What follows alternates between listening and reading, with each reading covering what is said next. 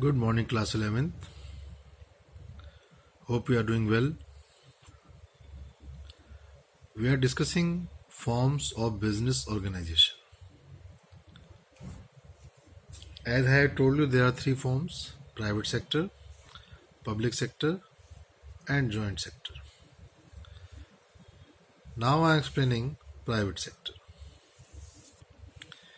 Private sector, as you aware now, that it is owned, controlled, and financed by the private entrepreneurs.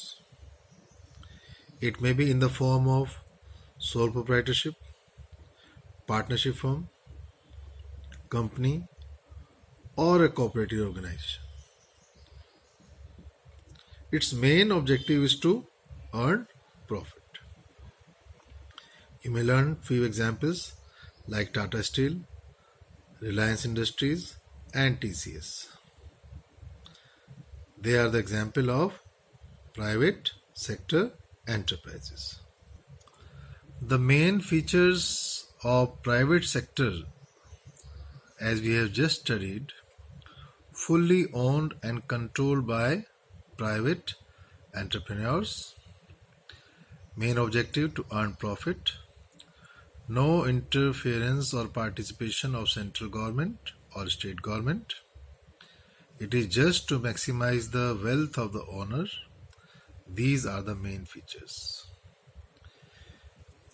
In private sector organization, the very first form we will study is sole proprietorship or sole tradership.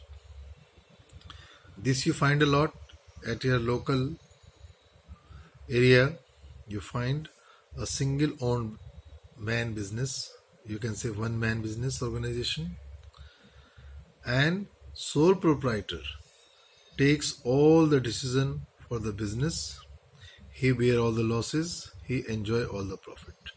Means the total risk is faced by sole trader. He enjoy the total profit. As you see in your locality, the local businessmen, they mostly are sole trader, where the owner is only one. Then we go for bigger than that, partnership firm. In partnership, we find two or more persons. They carry on business activity, lawful business activity, and they share profit and losses. According to Section 4 Partnership Act 1932,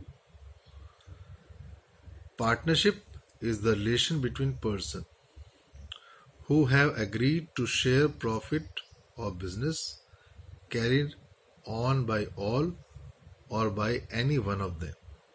They have to bear the losses also. And as per Companies Act 2013, now the maximum number of members in case of a partnership firm, it should not be more than 100. Then the third form, we come to a company. The very first question arises, what is a company?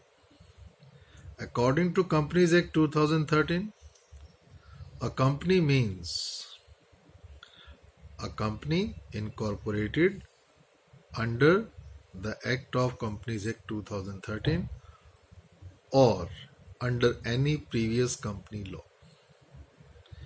It is established by law and can be dissolved by law. So a company is an artificial person created by law, having a separate legal entity and perpetual succession.